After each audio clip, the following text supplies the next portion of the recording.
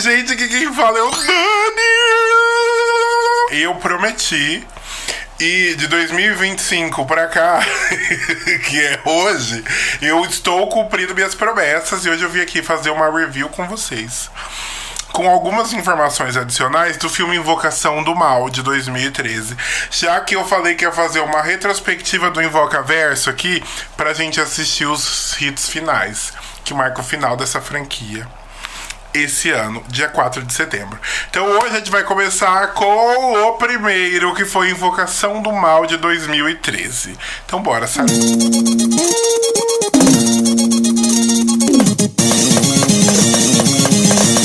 Invocação do Mal foi um filme que chocou o cinema e abriu as portas aí para uma franquia gigantesca que, segundo boatos, vai se ter seu término.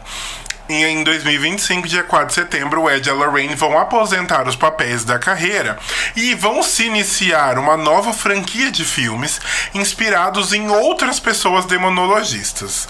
Então é como se trocasse as pessoas do caso, entendeu? Saísse do Ed e da Lorraine e fosse ver casos de outros demonologistas investigadores desse mesmo setor. Então ligaram pro sindicato dos demonologistas e falou: o que vocês têm aí pro investigador paranormal? Ah, Super Nani dos Capeta. Aí pegou. E aí, segundo boatos, a Warner vai continuar com filmes desse tipo, mas inspirados em outras pessoas. Hoje nós vamos falar sobre o primeiro, que, já de informação, precisa adiantar o seguinte: foi um sucesso não só das pessoas, né? Muita gente gostou do filme, como também de dinheiro, porque o filme custou 20 milhões de reais. Ah lá, 20 milhões de dólares, e arrecadou 319 milhões de dólares mundialmente. Então ele fez muitos por cento de lucro, e óbvio que isso tinha que virar uma franquia. Até o ano passado, a franquia no total tinha arrecadado 2 bilhões de dólares. Sendo que para produzir todos os filmes que já foram feitos, não deve ter gastado mais de 200 milhões, eu acho. Não sei. Pode ser que mais, né? Alguns aí que tiveram mais cenários e tal, mas aqui eu acho que não. E aí a direção do James Wan trouxe esse filme que foi um grande hit de bilheteria. Então, antes da gente comentar todas as informações adicionais, fofoca de bastidor, do que aconteceu, vamos falar o que conta. O filme conta a história de um casal de investigadores paranormais, o Ed e a Lorraine Warren, sendo apresentados pra gente como investigadores e demonologistas, né? Uma coisa meio Scooby-Doo, onde uma família se muda para uma casa em Rhode Island, na década de 70, e eles, assim, uma família assim, simples, juntaram as economias, investiram tudo que tinha nessa casa muito grande, e eles investiram tudo que tinha porque acharam que era um negócio muito bom. Eles se mudam para casa, um casal, a família Perron, e suas cinco filhas, e lá eles começam a ser assombrados por uma criatura ou várias presenças paranormais, e aí eles recorrem à ajuda do Ed e da Lorraine, que estavam ali na área fazendo umas palestras e tal, para ter ajuda para essa família. E eles são apresentados assim como pessoas que resolvem casos assim muito simples, que as pessoas acham que são paranormal e eles acham uma resposta racional. Então, literalmente, são apresentados como um casalzinho Scooby-Doo. E aí, ali eles têm que lidar com uma coisa muito maior, e o filme aborda esse caso, que foi, assim, algo muito maligno, que eles tiveram que lidar com isso. Só que, assim, dos 3 filmes, esse aqui eu acho que é muito chocante, mas, assim, a criatura que eles tiveram que lidar parece ser a mais tranquila dos 3, falando de real. E o que a gente tem que salientar aqui? Esse filme apresenta pra gente o Ed e a Lorraine. Eu li um pouco mais sobre isso, eu não li todos os livros, mas eu ganhei de aniversário há muitos anos uma saga de livros chamados Demonologistas, que conta casos e histórias do Ed e da Lorraine. Os livros são muito bons. Esse caso em específico, da família Perron, se ele tá em algum livro, eu não cheguei nele ainda. Eu li 2, acho que são 5 que eu ganhei. Eu li 2, tô começando o terceiro, mas assim, vou e volto, porque o livro, assim, ele não tem uma narrativa contínua, sabe? Mas assim, é interessante. Eu não li muito sobre esse caso, só o que eu vi no filme e procurei na internet. Então esse eu não achei lá. Só que é o seguinte, eles são um casal de pessoas que se conheceram muito jovens. O filme fala muito sobre essa questão deles terem se conectado e deles serem um amor um do outro, deles se compreenderem nessas habilidades que eles têm. E eles são apresentados pra gente no cinema como um casal que ajuda pessoas a resolverem coisas sobrenaturais, e eles são treinados para lidar com isso, já que eles são um casal de demonologistas. A parte mais interessante desse casal é que eles mantêm, para mim a parte mais interessante, um museu com artefatos considerados amaldiçoados ou de alguma forma conectados ou usados em ritos sobrenaturais, né, dentro da casa deles lá. Então tinha isso ainda, né? Agora foi fechado em 2019. Mas tinha esse museu, um padre ia lá semanalmente benzer, lá ficava a boneca Annabelle. Inclusive o filme abre com a Annabelle, eles indo buscar a Annabelle e tal. E esse filme faz uma ponte com o Annabelle 3, que é quando eles vão lá na casa das enfermeiras, recolhem a boneca e trancam ela. O filme começa assim, depois dá início à narrativa deles indo fazer os treinamentos e tal. E aí o Ed e a Lorraine são apresentados dessa forma pra gente. O Ed, até então, no livro que eu li, diz que ele é o único exorcista autorizado pelo Vaticano que não é padre. Ele é a única pessoa que foi autorizada a fazer exorcismos, pelo menos na América, que não é padre ou não tem nenhum cargo ali dentro da igreja. E a Lorraine tem habilidades mediúnicas fora de série. Ela tem habilidades e ela usa isso em prol de solucionar esses casos, ajudar famílias e tal. Eu, por exemplo, que sou médium e já trabalhei com outros tipos de tratamento, sei que muitas das coisas que eles resolvem nos casos, nos livros, é muito mais simples de resolver se eles tivessem as ferramentas adequadas. Mas eu acho que se não fosse essas pessoas passarem por essas ações, nunca se teriam achado soluções mais simples. Então hoje em dia eu entendo. Mas enfim, o Ed e a Lorraine são um casal muito polêmico. As pessoas dividem opiniões sobre eles dentro do Globo e ao longo de muito tempo. A gente vai falar mais sobre isso quando eu vier comentar O Diabo Me Fez Fazer Isso, né? O terceiro filme, The Devil Made Me Do It. E eles são, claro que dentro da população que é descrente, eles são muito controversos e tal. Eu não sei muito da vida pessoal deles, também nunca me interessei muito. Tem um monte de boato e história que ronda a vida deles e tal.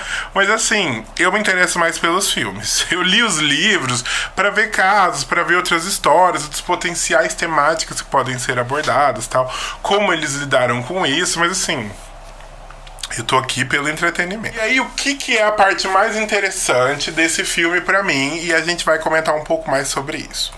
O filme conta a história, né, dessa família, o elenco é maravilhoso, a Vera Farmiga é muito boa fazendo a Lorraine, ela é excelente. O Ed Warren, que é feito pelo Patrick Wilson, ele é excelente também. Temos aqui estrelas mirins que estavam ali em pequenos papéis ainda, como a Joey King, que estrelou muitos filmes de comédia romântica no Netflix, foi um grande sucesso. Fez o outro filme de terror tenebroso, que é Feios, que tem review aqui no canal. Então ela, assim, uma pessoa que despontou em Hollywood. E a gente tem a Renesmee nesse filme. A gente tem a Renesmee. Você que assistiu o Crepúsculo, aquela criança cresceu e ela está aqui. A Renesmee tem um papel maravilhoso. Ela é super assustadorinha, assim, ela tem ótimas cenas no filme. E eu fiquei gag enquanto que eu vi a Renesmee lá. Por favor. E temos uma participação aqui que eu preciso comentar. O pai da família, o Sr. Peril, ele parece muito o Samuel Rosa, gente. Eu achei ele a cara do vocalista do Skank. Ó, vou fazer um grau comparativo aqui. Ele é a cara do Samuel Rosa. Não tem como. Só que o que eu quero comentar aqui? A entidade. Primeiro que a entidade desse filme são várias, né? São crianças... Vai ter spoiler, né? Aí. São crianças, né? Que aparentemente foram mortas naquela casa e naquela região. E eles assombram a casa por uma explicação que vai ser dada aqui logo em seguida. E a cidade, Rhode Island, ali tem esse terrenão dessa grande fazenda. E uma senhora chamada Bathsheba casou-se com um fazendeiro, o Sr. Sherman, se tornou Bathsheba Sherman e ela nasceu em 1812. Segundo a lenda da região, que é contada no filme, Bathsheba era descendente de uma bruxa que foi queimada em Salem. Ela honrava o seu amor por Satanás, deturpando a habilidade divina que ela tinha de trazer criança ao mundo. Então, quando ela tem seu bebê, ela mata ele recém-nascido com uma agulha de costura bem grande, assim. Mata a criança, declara o seu amor por Satanás e se suicida na árvore que fica à beira do lago da casa. Essa também é a lenda que roda em Rhode Island. As pessoas viam a Bathsheba Sherman com péssimos olhares. Só que, segundo o cemitério local, tem um túmulo da Bathsheba Sherman lá enterrada, dizendo que ela morreu em 1885. E aparentemente ela teve outros filhos. Então, diz-se ser uma lenda que ela teria matado o bebê, declarado seu amor por Satanás, tal, assim lá. Só que pode ser que não. O filme diz que a Bathsheba se matou lá, amaldiçoou as terras, e é isso que diz a lenda também, aqueles grandes alqueires. E muitas pessoas cometeram suicídios ou assassinatos ali na região, segundo a influência dela. Isso é o que disse a lenda.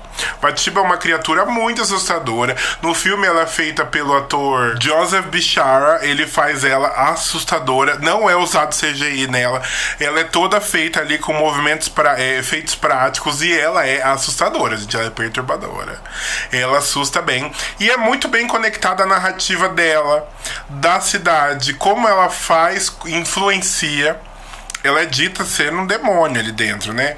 Uma entidade e tal, mas ela foi um ser vivo. O demônio nunca encarnou. Ela era uma criatura que encarnou e foi embora. Então, disse ser um demônio ali, pode ser que ela tenha algum vínculo empregatício com o sindicato dos capeta, não sabemos, mas, né, em tese, os demônios são seres que nunca encarnaram no corpo humano, em tese, então a gente não sabe muito bem, só que diz que ela é.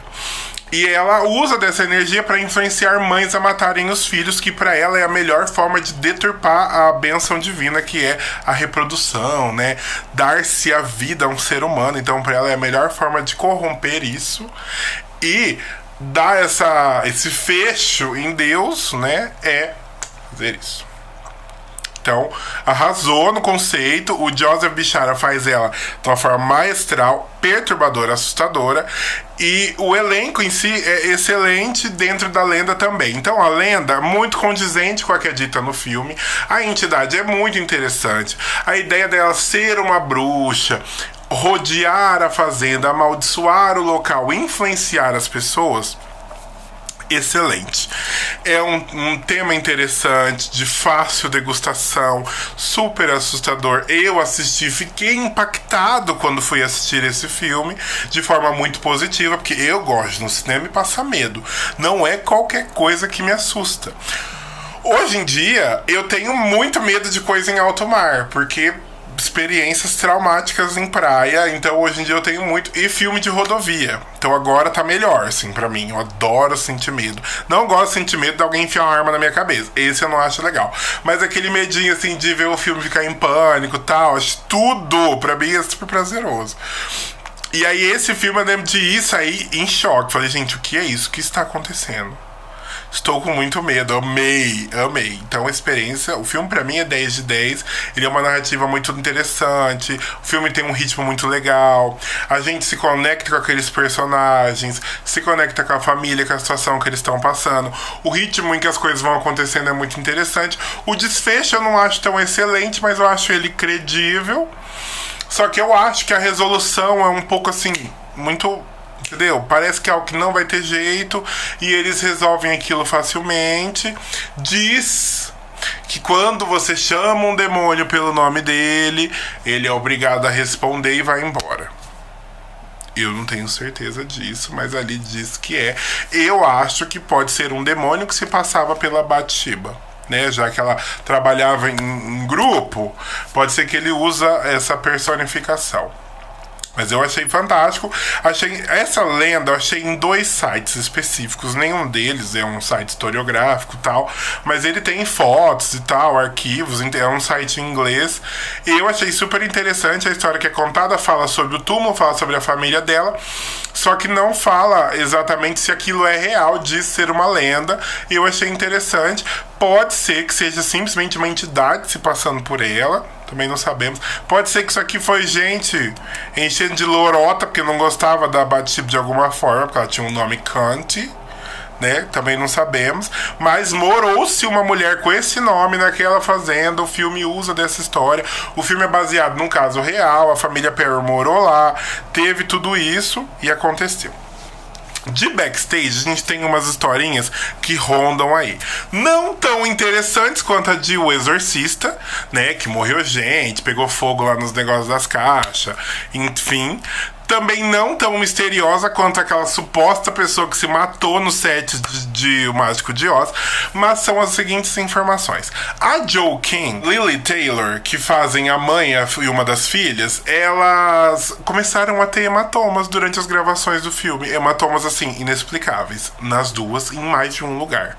Elas relataram isso em entrevistas, não só para divulgar o filme, mas depois, quando estavam sendo comentados, elas comentaram que tiveram hematomas durante as gravações do filme. Durante também a leitura de roteiro e a produção do filme, a Vera Farmiga, que faz a Lorraine, encontrou marcas de garras no notebook dela e nas coxas dela durante a produção do filme. E são coisas as quais ela não tem explicação. Ela tem outras histórias também em outras produções que ela trabalhou, só que essa deixou ela espantada. Ela comentou numa entrevista. E o James Wan, que é o diretor e produtor do filme, e também depois do resto da franquia, produtor, né? Ele comentou que o cachorro dele ficava latindo pros cantos da casa. Isso não era um hábito regular e durante a produção do filme isso aconteceu. Muitos outros filmes, agora já comentando sobre essa curiosidade, muitos outros filmes que trabalham com criaturas demoníacas relatam esse tipo de coisa, esse tipo de situação paranormal extra set. Aí eu já não sei se por ficarem chamando nomes, comentando sobre criaturas, eles tendo que repassar muito. Eu não sei se isso de alguma forma chama essas entidades. Não sei se isso aqui é lorota de marketing também, porque a gente também não pode ser inocente. Mas eu achei muito curioso esses relatos. Esse aqui eu não vi treta de bastidor, porque era muita gente, não vi treta. A galera falou que o clima no set era bem interessante. As cenas que tinham que envolver ali umas coisas muito assustadoras e tal, eles levavam as coisas um pouco mais a sério, deixavam de brincar um pouquinho e tal. Mas tinham que dar uma leveza pro set, já que trabalhavam com crianças e tinham que fazer cenas muito assustadoras, lidar com aquilo de um tom muito sério. Então eu imagino que deve ter sido uma trabalhada, já que no segundo filme o tom fica bem mais soturno. Acho que deve ter sido mais louco. Mas aí quando vier o segundo eu comento daí as fofocas de bastidor do segundo, que eu acho que cabe um cada um, tá? Comenta aqui o que vocês acharam, se vocês assistiram, se vocês estão animados pros outros filmes. Eu confesso que eu acho uma franquia muito boa.